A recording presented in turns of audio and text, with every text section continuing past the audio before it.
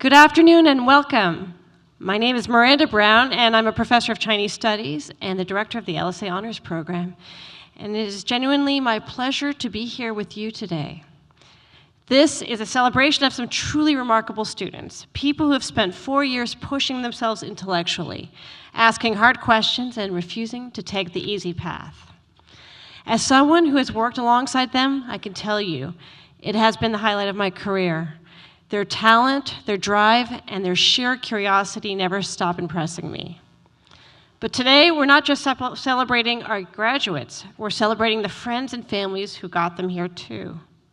We're also acknowledging the people who have been part of their mission, our wonderful LSA Honors advisors and staff, your teachers, and your mentors.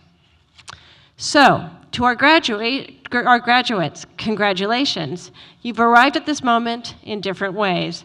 Many of you have written honors theses or taken hard math classes or pursued honors in the engaged liberal arts, bringing your learning out of the classroom and into the community. A good number of you earned our Sophomore Honors Award and took on a challenging set of core courses that truly rounded out your education. And we're delighted to have our honors resident advisors here as well, who work so hard to make our living learning community the special, stimulating, welcoming place it is. We're fortunate today to be joined by 4 speakers whose work reflects the excellence and the sheer range of curiosity and commitment that defines this cohort.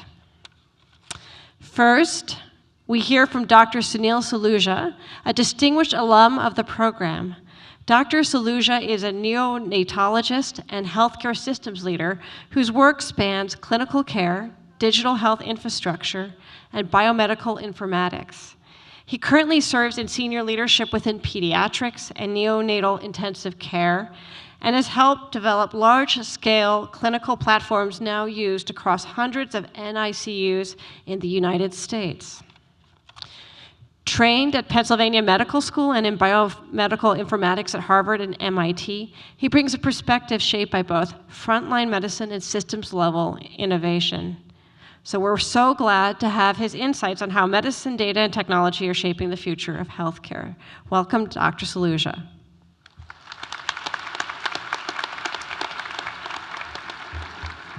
I'm going to take my hat off. That's okay. Hats off to all of you. I'm actually not going to be talking about medicine, data, and infrastructure, but if you are interested in that, I can talk your ears off.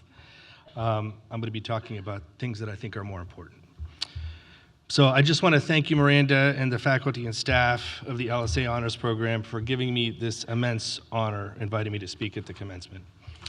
When Miranda asked, I was shocked. I believed, and I still believe, that the first choice must have canceled at the last minute. I want to find that person and thank them, because standing here in front of the honors graduates, it's one of the greatest honors of my life. I'm just so proud to be a Wolverine. So if somebody bailed, thank you, and I forgive you. I'm especially fortunate to be able to come back to Michigan as a national basketball championship school. That's right. I was a junior here in 1989 when we won our last championship.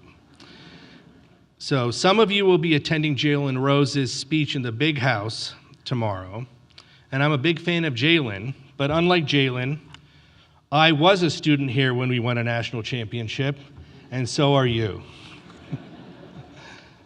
Now, I wrote this speech spontaneously about 6 weeks ago after being woken up at 3 a.m. for an obstetrical emergency, resulting in a critically ill baby.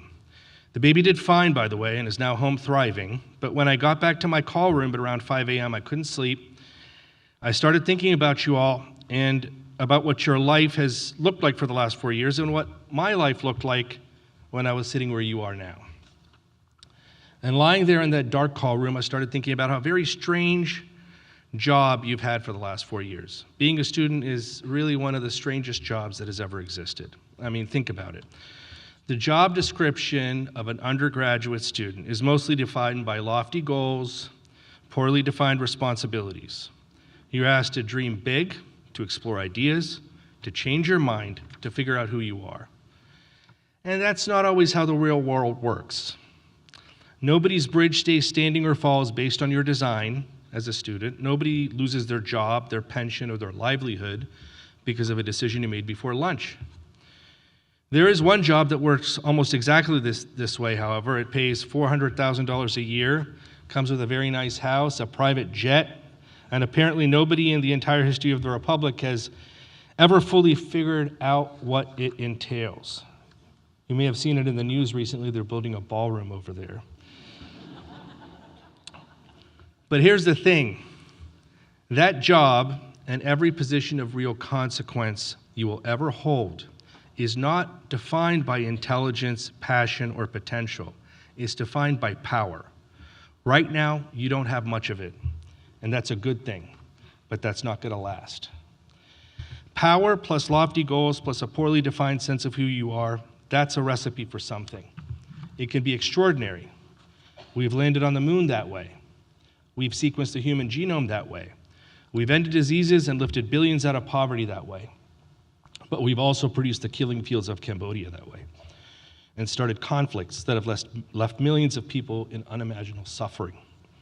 Same ingredients, wildly different outcomes.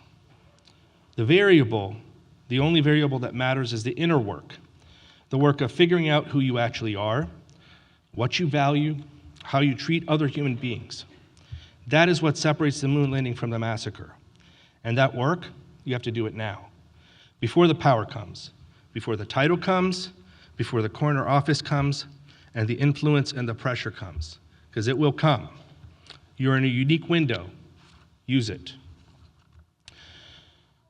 I graduated from this university in 1990. I wasn't in honors from the start. I had to work towards it after my first semester when my grades were finally good enough. That late start taught me something early.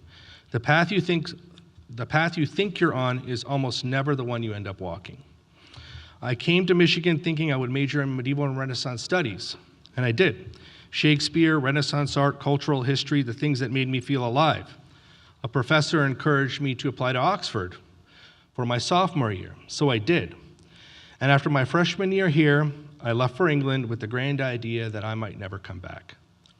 Oxford is extraordinary, the scholars are world class, history surrounds you, and I was miserable. Not miserable in an obvious way, but I missed my friends. I missed Ann Arbor, I missed football games and Friday nights, and the kind of noise that happens when people who like each other are all in the same room. I missed America for all its chaos, and I realized something important, that no amount of academic enrichment could replace the feeling of being genuinely connected to other people. I also spent some time at the Oxford Union Debate Society, where I encountered a particular kind of ambitious young person, polished, competitive, already practicing their ministerial speeches. One person in particular, the head of the Oxford Union, was this unruly, disheveled blonde by the name of Boris Johnson, who went on to become prime minister. I realized that I didn't like these people.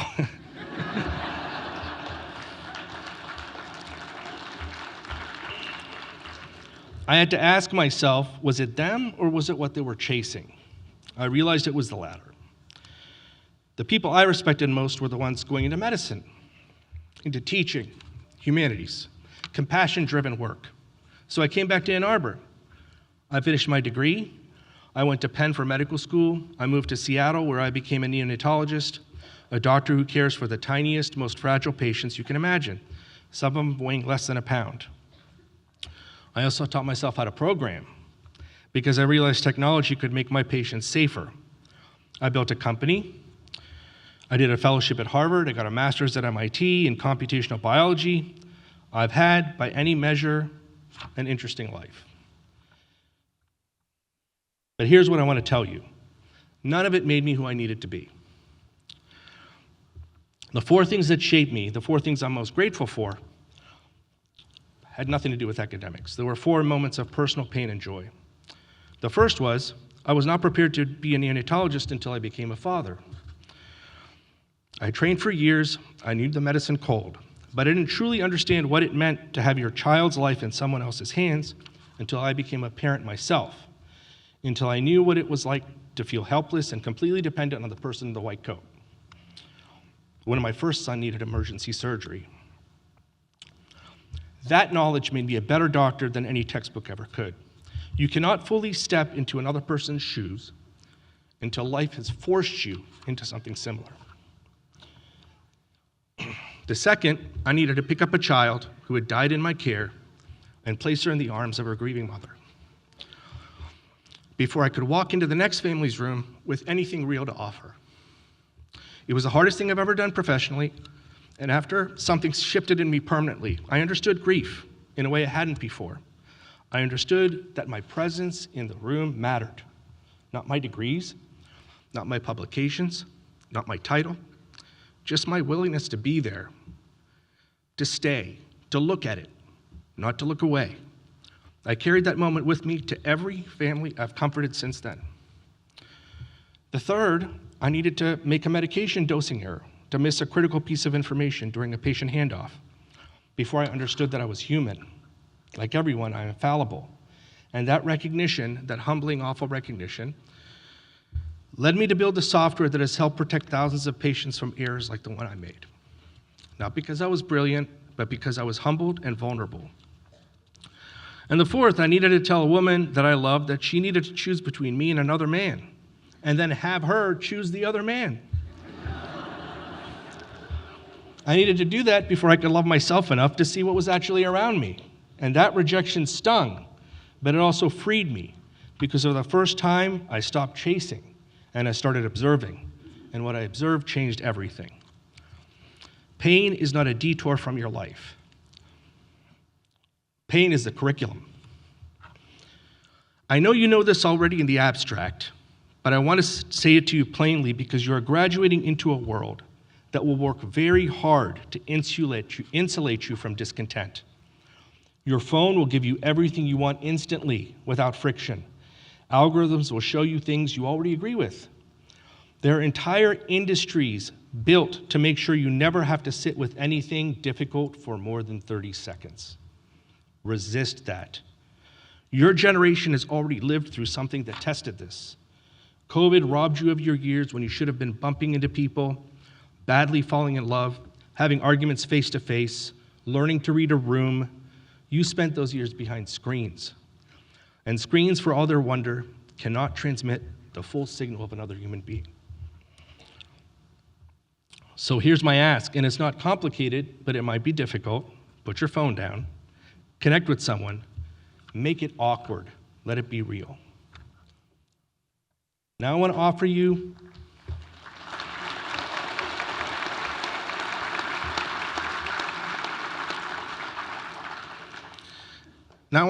four paradoxes, not as abstract philosophy, but as things that I have learned the hard way that I wish someone had handed me at 22. The first is the paradox of purpose.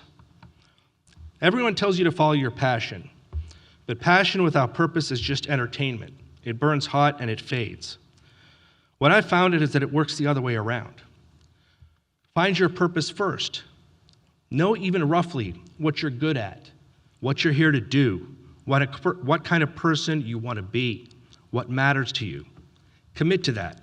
And within that purpose, passion will find you. It always does. The next is the paradox of happiness.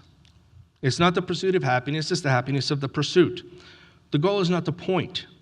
The person you become while reaching the goal, that's the point.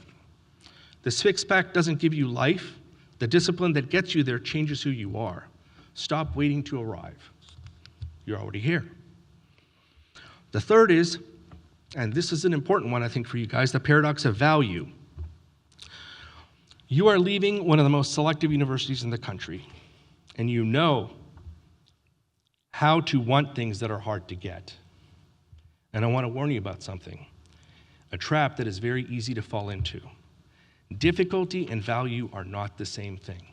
We conflate them constantly. The car that's hard to afford must be worth driving. The job that's impossible to get must be fulfilling. The person everybody wants must be the right person for you. But this is simply scarcity masquerading as desire. You can spend an entire decade chasing something not because it will make you happy, but because it's hard to get, and that has convinced you that it must be worth having. Some of the most meaningful things in your life will be freely available. Friendship, presence, a good conversation, the willingness to just show up. Don't overlook them because they don't come wrapped in difficulty. Finally, the paradox of love. You will have moments, maybe you're in one right now, where you feel incomplete, where all you want is to be loved, to be seen, to be chosen. Here's what I know. Love is the only currency that is not transactional. You cannot earn it by waiting for it. You cannot buy it by performing. The only way to receive love is to give it first, freely, unapologetically, and without expecting anything back. If you like Harry Potter, think of Severus Snape. Most people see him as a tragic figure. I see him as the hero of the whole Harry Potter series. He loved fully and unconditionally for decades, asking for nothing in return. That love cost him everything, but it also saved everything. When you give love that way, when you choose generosity over self-protection, when you extend warmth to someone before you know what you'll get back, something unexpected happens. You don't just eventually receive love, the giving itself becomes a source of purpose. And that purpose becomes joy. Not someday, but now. So, here's what I want you to take from this room today. You are smart, you are ambitious, you've been trained brilliantly to think clearly and to work hard. The University of Michigan has done its job. You're ready. But the world doesn't need your intellect. It needs your humanity. It needs people who have been willing to be wrong, to be hurt, to be changed by other people. It needs doctors who have grieved, engineers who have failed, leaders who have been rejected and love themselves anyway. The most important things you will ever learn will not come from a classroom. They will come from the moments when you let someone in, when you stay in the room when it's hard, when you said the true thing instead of the safe thing, when you gave without keeping score. You're about to leave this particular bubble, this extraordinary protected place where lofty goals and poorly defined job descriptions are not just tolerated but celebrated. That bubble is a gift. What you do with it next is yours to decide. I hope you put down the phone. I hope you take the risk. I hope you love first. And I hope that 35 years from now, one of you standing in a room like this one, and you are telling a group of young people about the 4 moments of pain that made you exactly who you needed to be. Congratulations, class of 2026. Go Blue!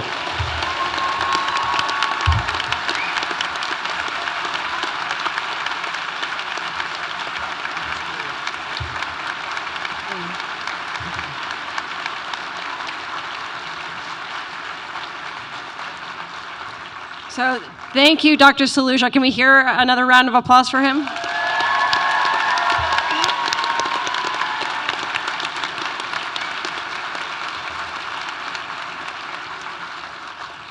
Next, I'm pleased to welcome Ellen Valenka, someone I had the pleasure of getting to know last summer when he joined our Honor Summer Fellows. Alan is studying physics with a minor in Asian languages and cultures, Japanese, and his work bridges scientific inquiry, governance, and cross-cultural engagement. He's also served in student government, contributed to curriculum development within LSA, and done research in radiation shielding and stimulation design, all while finding time for archival work, volunteer translation, and educational outreach.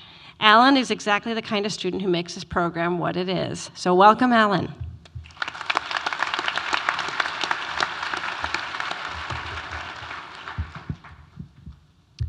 Hello, I'm Alan Valenka. I study physics and conduct research in a dark matter lab. For the past year, I was LSA Student Government Vice President. The thing to know about LSA-SG is that it's similar to real government in a lot of ways. For better, but mostly for worse. That means long meetings, big egos, and lots of arguing. Sometimes it's easy to give up on political systems like this, to assume they are beyond fixing and destined to be sources of endless toxicity, especially in today's climate. Certainly, 2 years ago, that's how a lot of people felt about LSA-SG. There were barely enough people to fill representative positions, and the environment was so noxious that there was only a single week of the entire year that every leadership position was filled. Despite or because of this, a group of us got together to try to make things better. When we took office, our goal was to breathe life back into the government. It took a lot of effort and a devoted group, but the environment got better, not overnight, but over the course of months.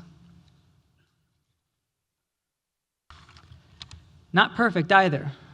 There were still long meetings, big egos, and lots of arguing. But LSASG got better. Our members can get along now, or at least when that's hard, they try to. We now see fervent representatives of very different political parties, not necessarily being the best of friends, but sitting down at the same table and working on legislation together. Sometimes new representatives will ask me about how LSASG used to be, and I turn into an old man. Back in my day, all our meetings went till midnight. Now it all seems just like an old tale. I've seen a lot of students pass through LSASG, students who were so nervous that they could hardly get out a sentence, and now they're chairs of committees. My own mother, who decided to go back to school after raising her kids, successfully transferred to U of M only to be put in a mobility scooter after a bad fall here her first semester. She was pushed through so much in her time here. She got back up on her feet and became vice chair of the Uniter subcommittee of LSASG. I'm so proud of how far she's come and all that she has accomplished in the past 2 years. When I look at the effort those around me have put into themselves and their communities, I see just how much they've accomplished. I also realize just how far I've come. None of this comes naturally to me. When I was very young, I was very shy and introverted. I was worried that I'd never be able to put into the effort to reaching out to others. I could never get anywhere if I aimed to be perfect. I don't know where perfect is, but I might know how to do better than yesterday. I've always loved science, and now I've gotten a chance to help in a lab and write an honors thesis. I've made connections with people who I share interests and passions with. I became a leader and helped others make the changes that they want to see in the world. I owe a lot to the guidance I received from the many teachers who have believed in me throughout my life. I would not be here without them, and they rarely get the thanks they deserve. But perhaps I owe some to myself, too. It's taken a lot of work to get here, but I've gotten better at it. We have all gone through so much to get to this point in our personal lives and in the world as a whole. I wish I could say that everything will get easier, but I don't believe that to be true. But I do believe that the effort it took to get here matters. I believe that when people put in effort, things get better, even if just a little bit. None of us made it this far by mistake. I know we can handle what comes next. Try to believe in yourself. If you don't, I believe in you. Things might not get easier, but when we work on it, they will get better. Thank you.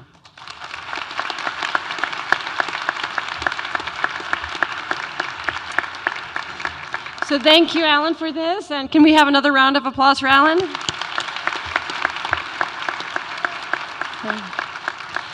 Now we welcome Charles Milne home. Charles is a history honors student whose work is rooted in archival research, writing, and public humanities.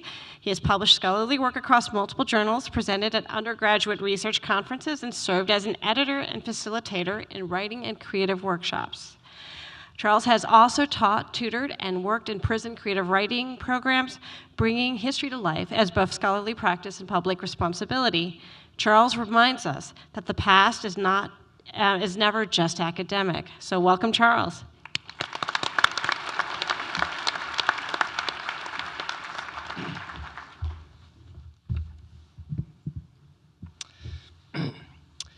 It's a Wednesday afternoon in February, and a student, I'll call Jane, walks into our thesis writing group a few minutes late.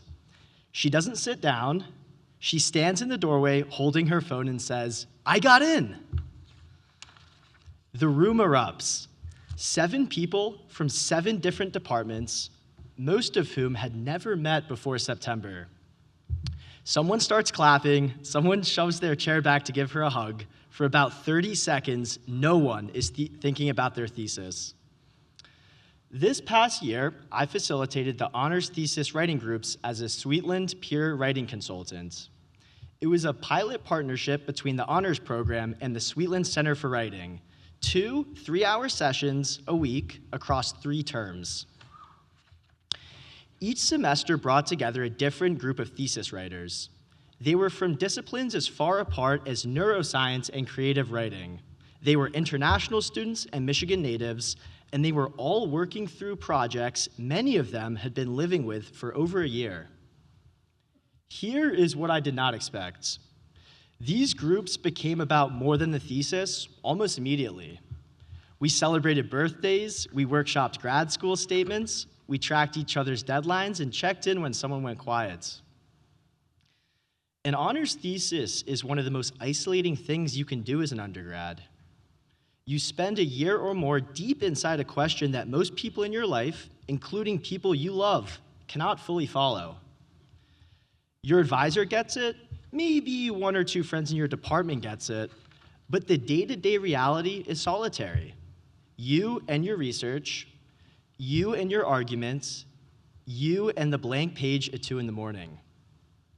I transferred to Michigan from a small liberal arts school.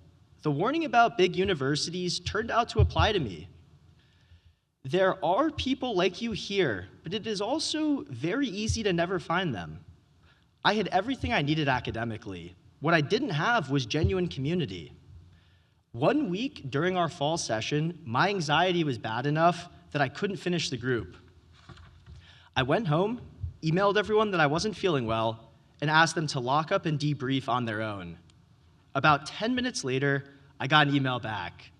A selfie of the whole group and the kindest message letting me know they miss me.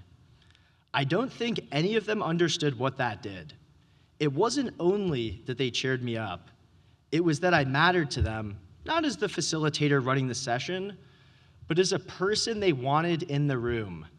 I didn't need to be perfect with these people. I just needed to be myself. What the writing groups gave us was something I think a lot of people in this room quietly needed: a sustained community of peers who were one step removed from our own discipline, but understood the weight of the work. People who could not diagnose a problem in your regression model or parse your old English, but who knew exactly what it felt like to cut a section you'd spent months preparing. People who showed up every week because the space had become theirs. When people ask me what honors meant to me, I genuinely don't think about the distinction. I think about that room on a Wednesday afternoon, and I think about Jane standing in the doorway telling us before she told anyone else, because by then, that's who we were to each other. We signed up for a writing group. We're leaving with the people we tell things to first. I hope the writing groups keep going long after we leave. Thank you.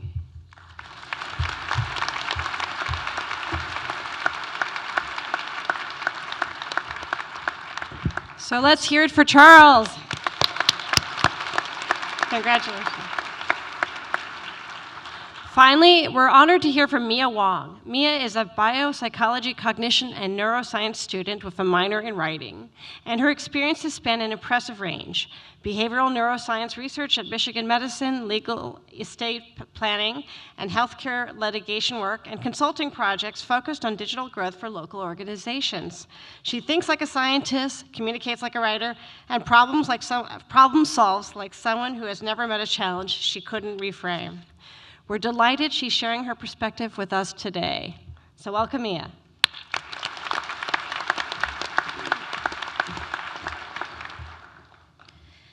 The first time I stepped foot on campus and the Midwest was actually inside of this building for orientation.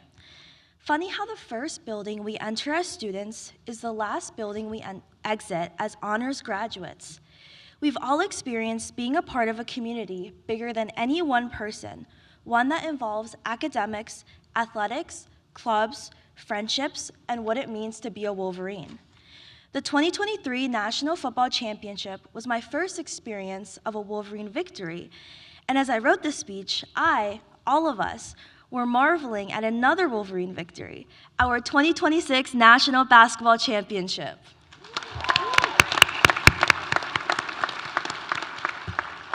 Isn't it great to be a Michigan Wolverine? As a first-generation college student, everything on campus felt unfamiliar. In fact, I had never even toured Michigan before deciding to come. I put down my deposit and arrived with one clear goal: to study law and become an attorney. But what I didn't know was that honors would challenge me to look beyond that plan. Last summer, I had the privilege to intern at Harvard Law School's Legal Services Center, where I drafted wills and medical directives for veterans. One client I was assigned to was an elderly man who lived hours away from Cambridge. Our conversation revealed his advanced Alzheimer's condition meant I couldn't help him until his family provided guardianship. I walked away that afternoon not with estate planning answers for him, but with a clear understanding of what it meant to serve someone. But even more than that, I walked away with questions I did not yet know how to answer. Why do these diseases happen? Why do they shape behavior, decision-making, and vulnerability? And why do we expect people to respond with justice if we do not first try to understand them with empathy?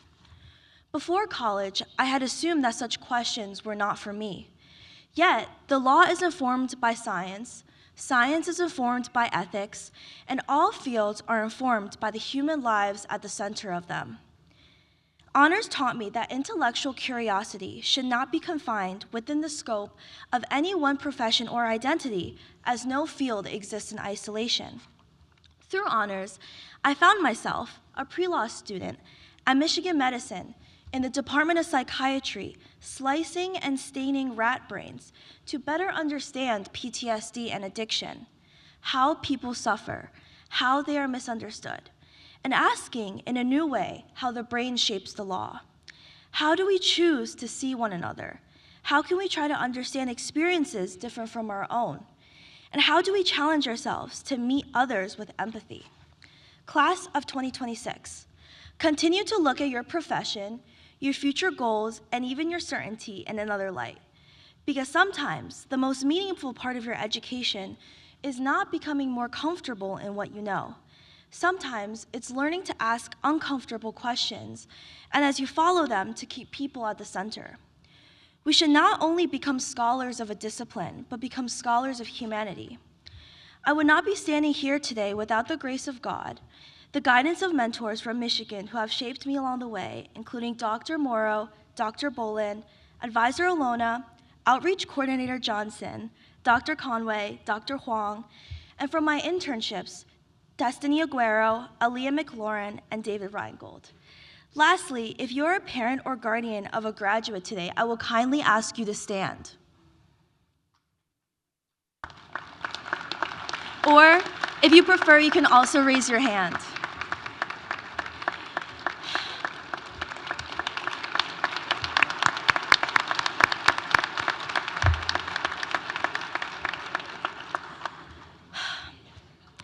Oh no, uh-oh.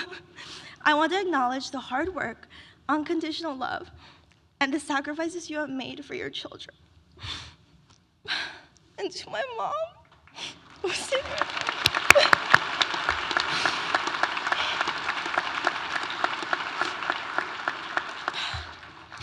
I am so proud to be your daughter. You're the reason I carry myself with the maturity I have today, and I can't wait to give back to you.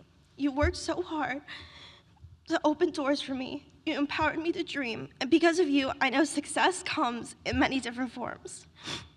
Graduates, I hope you find success in every form you're seeking. Thank you, and go Blue.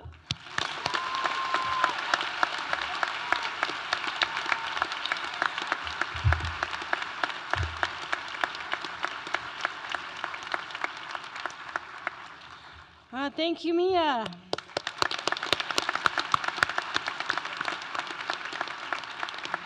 So I'm going to ask you to turn to our speakers of gratitude for the time, care, and insight they've shared with us today. So thank you again.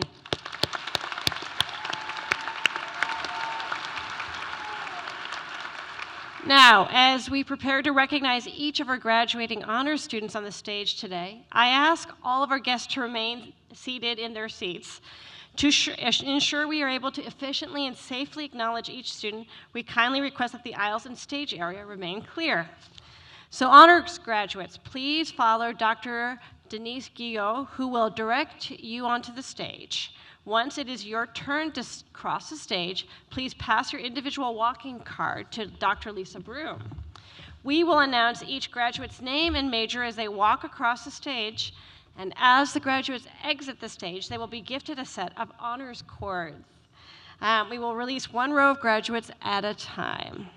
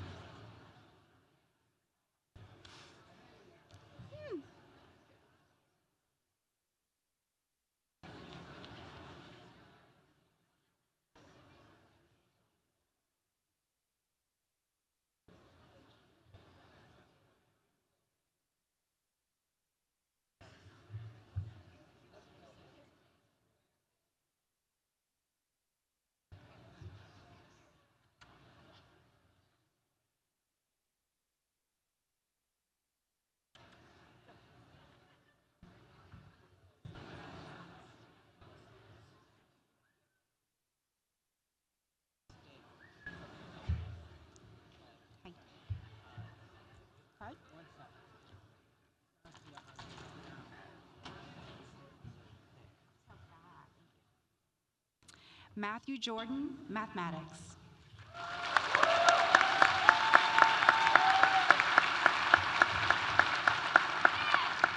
Alan Galinga, physics, sophomore honors award. Charles Milnhorn, history. Mia Wong, biopsychology, cognition, and neuroscience. Maya Bojan, cognitive science.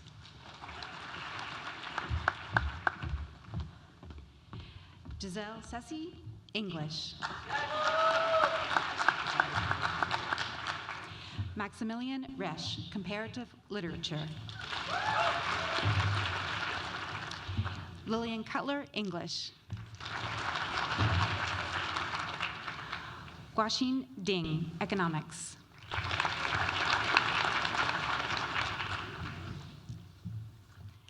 Ariel Litwack, English.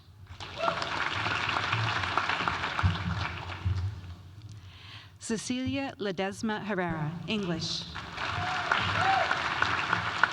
Charlotte Corey, cognitive science. Haley Brosnan, English.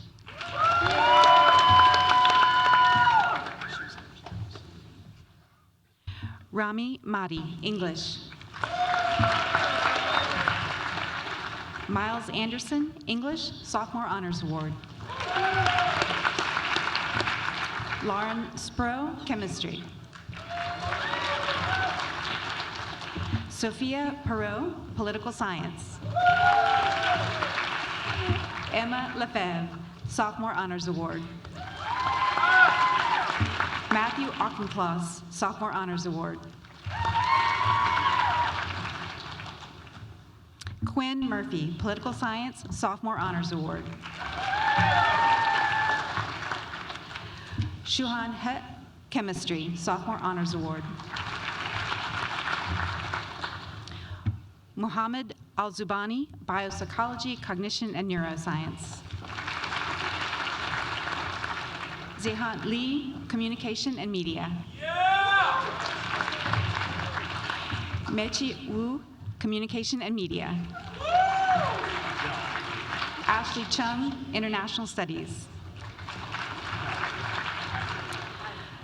Dujaya Ju, economics. Yuchen Yang, data science. Isabella Pimentel, international studies. Gabriela Aleix, international studies, sophomore honors award. Savannah Halpern, international studies. Anya Mason, international studies. Elizabeth Allwine, neuroscience. Dina Tedla, political science. Gabriela Solomon, political science. Chelsea Bujak, biology. Gabe Halasa, molecular, cellular, and developmental biology. Avani Singaretti, economics. Dishita Mansukani, economics. Ningyan Si, economics. Jack Hansel, economics. Joseph Bogdan, mathematics. Oreen Morag, cognitive science.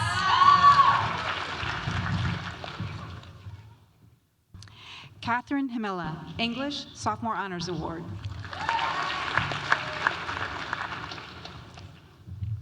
Jack Faulkner, neuroscience. Leah Goldstein, neuroscience.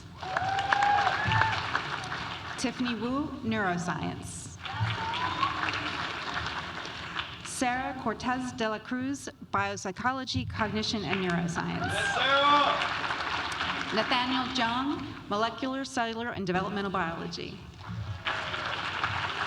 Gabriel Paredes, communication and media. Xiaotong Ke, economics. Jihao Zheng, mathematics. Olivia Wimpry, communication and media. Emily Alberts, communication and media.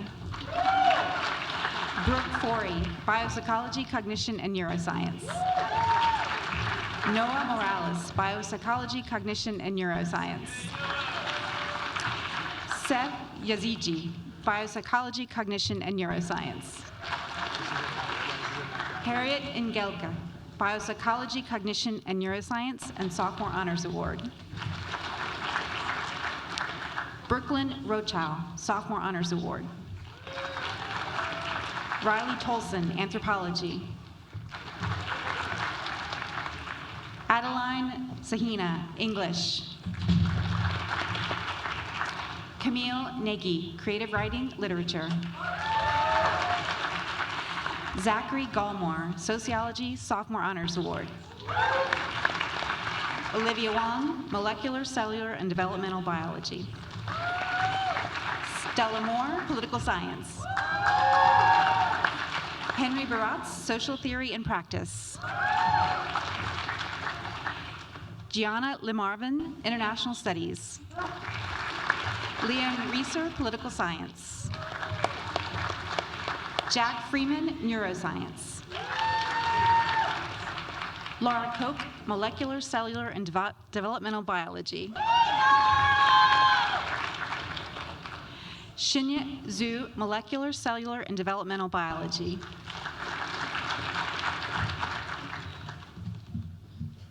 Rijul Mehta, molecular, cellular, and developmental biology, Sophomore Honors Award.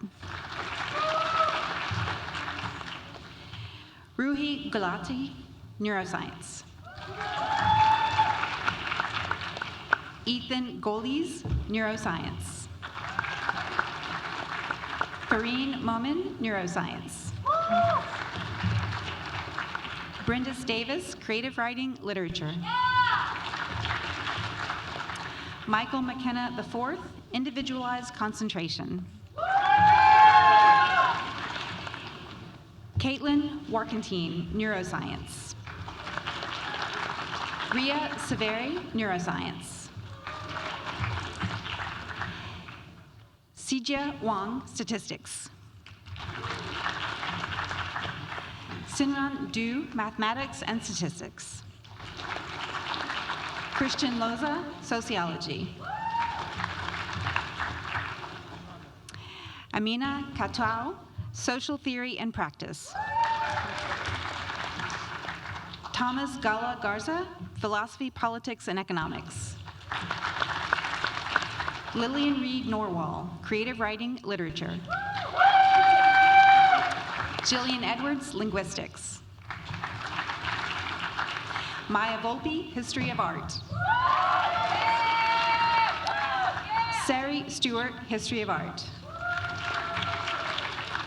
Sabine Malik, Biomolecular Science. Gabrielle Teichman, History. Mackenzie Morgan, History. Meiting Zhu, Philosophy, Politics, and Economics. Vivian Durkin, Biopsychology, Cognition, and Neuroscience. Maxwell Kluge, Microbiology. Jenny Kim, Biopsychology, Cognition, and Neuroscience. Elizabeth Walters, Biopsychology, Cognition, and Neuroscience. Jillian Claver, Biopsychology, Cognition, and Neuroscience. Megan Wysocki, Anthropology. Nadia Takins, Psychology.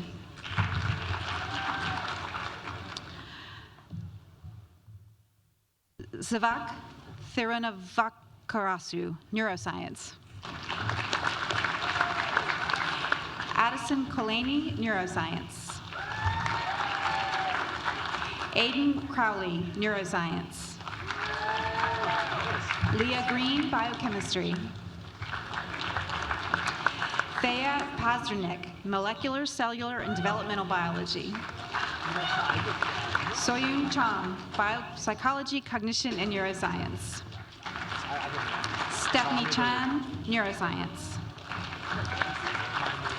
Ava Berger, History of Art.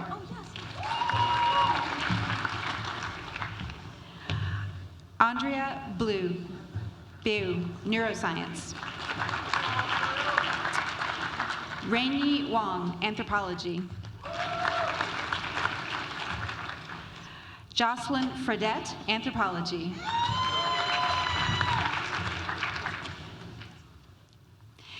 Iftikhar Ali Balogun, Anthropology. Nikhil Myers, Molecular, Cellular, and Developmental Biology. Nikhil Walling, Sophomore Honors Award, Honors Resident Advisor. Praneet Voletti, Biomolecular Science, Sophomore Honors Award, Honors Resident Advisor. Charlie Zhang, Honors Resident Advisor. Christina Bland, Political Science.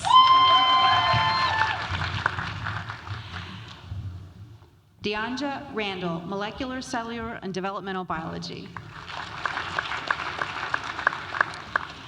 Ishwarya Saravanan, Anthropology and Neuroscience. Ella Hedberg, Biopsychology, Cognition, and Neuroscience. Lily Heald, Human Origins, Biology, and Behavior. Eva Harden, Psychology. Daly Diggs, Psychology. Emilio Sauceda, Biopsychology, Cognition, and Neuroscience. Jordan Levy, Psychology. Sydney Lesnick, Psychology. Ely Gordon, Psychology. Alexander Tai, Biomolecular Science. Nawal Ahmed, Psychology. Ali Alam, Political Science. Jay Teisner, Biochemistry. Audra Whaley, History, Sophomore Honors Award. Estelle Duguay, Mathematics, Sophomore Honors Award. Aaron Buyuboskula, Mathematics. Robert Wilson, Spanish.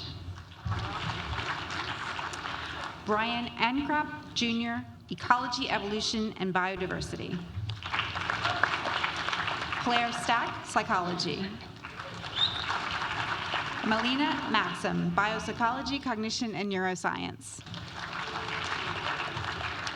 Catherine Simcoe, molecular, cellular, and developmental biology. Lily Gies, philosophy. Alexander Voorhees, philosophy, sophomore honors award. Jihao Zhang, philosophy. Allison Park, data science. Christian Potts, political science, sophomore honors award. Marley Gonzalez, earth and environmental science.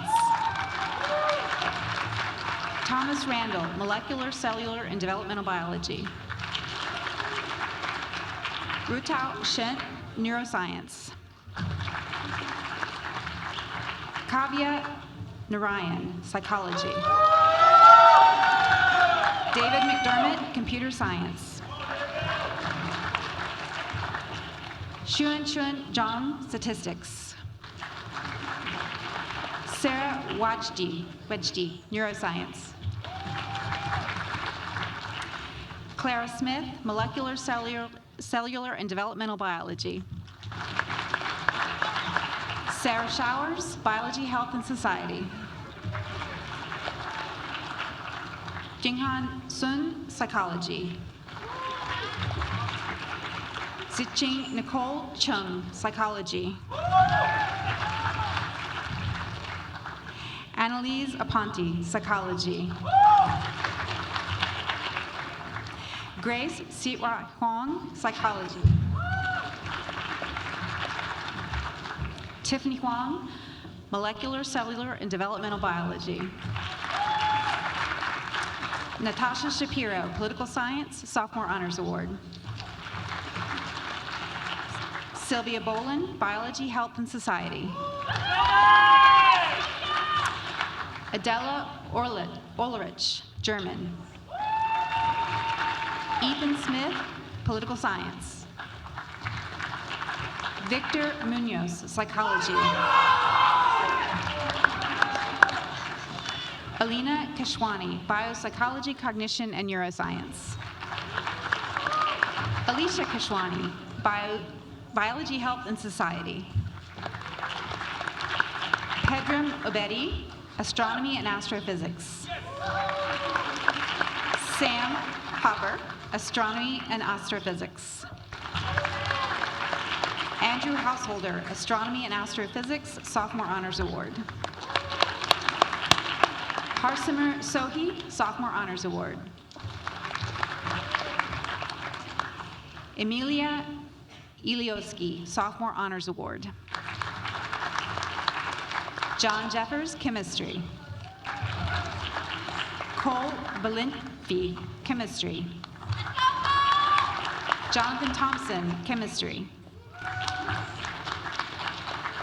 Jichen Soon, chemistry.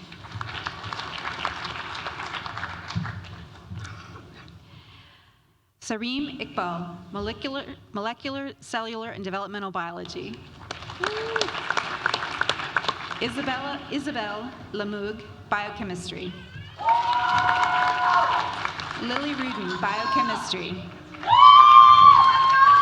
Keely Weber, biochemistry. Zoe Tan, biochemistry. Madeline Rogers, biomolecular science. Emily Malashevsky, earth and environmental sciences. Jian Huang, biopsychology, cognition, and neuroscience. Ruoning Fang, comparative literature, arts, and media.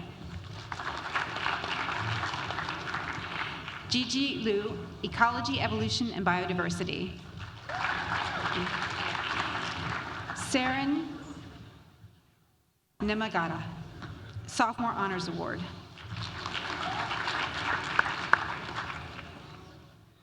Even Jaglal, environment, sophomore honors award. Olivia Hahn, creative writing and literature. Eden Wilcombs, Organizational Studies. Nicholas Para, English. Lucas Feller, Political Science, Sophomore Honors Award. Annabella Weiss, Psychology. Owen Yu, Statistics. Nina Nagar, Sophomore Honors Award. Jessica Zhang, Computer Science. Noah Manick, Biomolecular Science.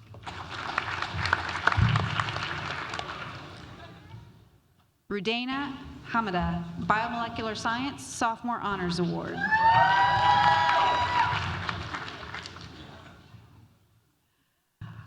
Arya Gandhi, Biology, Health, and Society, Sophomore Honors Award. Reena Sridhara, Molecular, Cellular, and Developmental Biology. Hannah Cuenca, Psychology. Isabel Berlin, Biology, Health, and Society. Jamie Schnars, Biochemistry. Xiaoya Huang, Neuroscience. Angelini Yang, Neuroscience. Emily Luo, History, Sophomore Honors Award. Erin Turnbach, Sophomore Honors Award. Tejas Kudva, Chemistry. Benjamin Weber, Data Science. Maria Link, Neuroscience. Madeline Ray, Data Science and Neuroscience. Kristen Johnson, Neuroscience. Caden Burkhart, Astronomy and Astrophysics, Sophomore Honors Award. Courtney Mims, History. Alicia Mangum, Film, Television.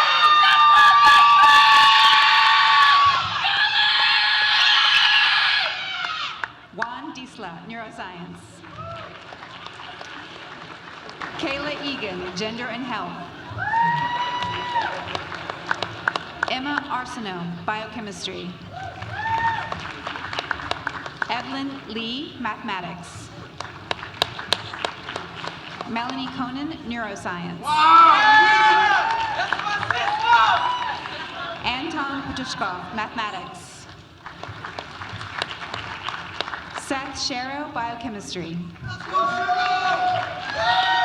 Audrey Newman, German, Sophomore Honors Award. Julian Kreutz, Creative Writing, Literature. Dominique Diacono, Arts and Ideas and Psychology. Yuhan Fang, Chemistry and Earth and Environmental Sciences. Linda Rue, Data Science. Elena Mills, Arts and Ideas. Macy Richardson, Creative Writing, Literature, and Linguistics. Haley Campbell Creech, Psychology.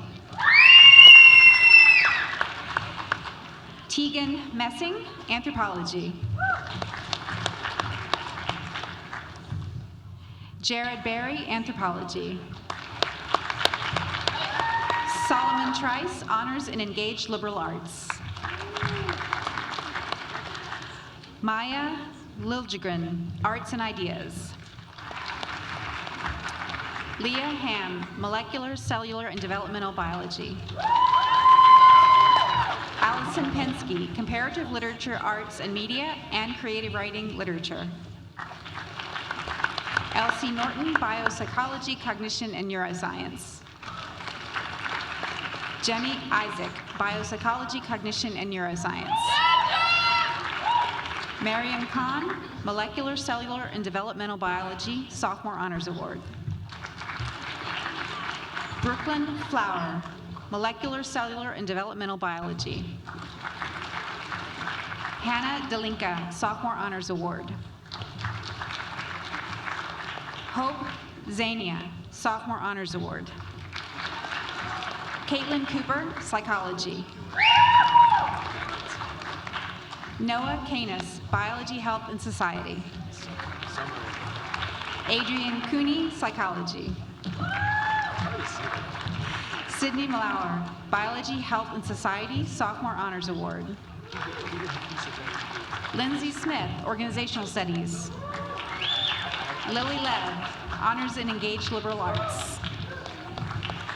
Sage Marmot, Honors in Engaged Liberal Arts. Andrew Chan, Sophomore Honors Award. Haley Gibson, Physics. Nathan Allen, Astronomy and Astrophysics. Kayla Lang, Computer Science. Emma Kim, Molecular, Cellular, and Developmental Biology. Katie Chu, Biology, Health, and Society. Rachel Lim, Biomolecular Science.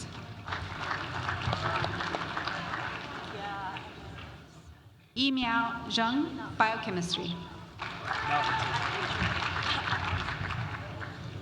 Kayan Zheng, Data Science.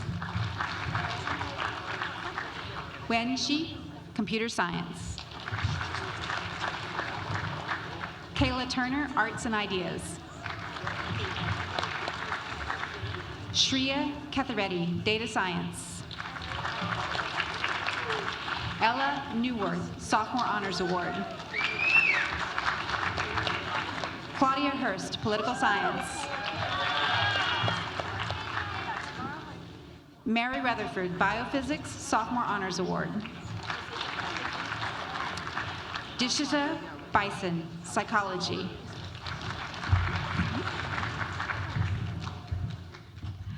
Falak Sutairi, Psychology. Peihao Lee, Sophomore Honors Award.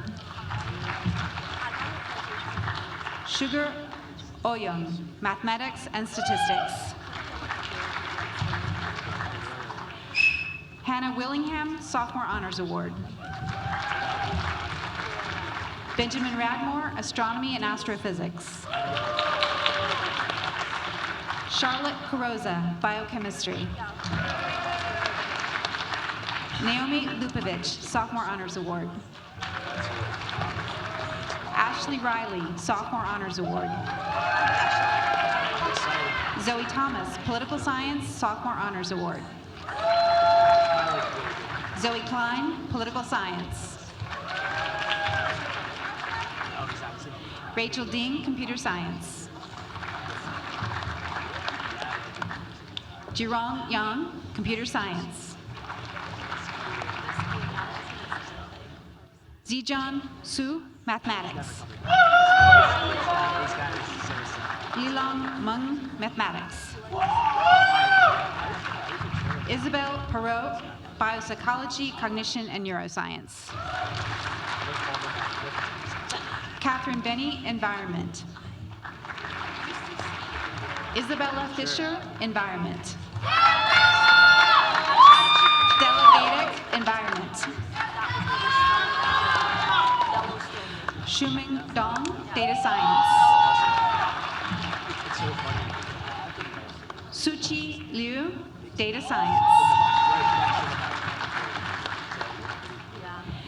Nazareth Sanchez, Sociology. Talia Yen, Creative Writing, Literature. Michael Williams, Mathematics.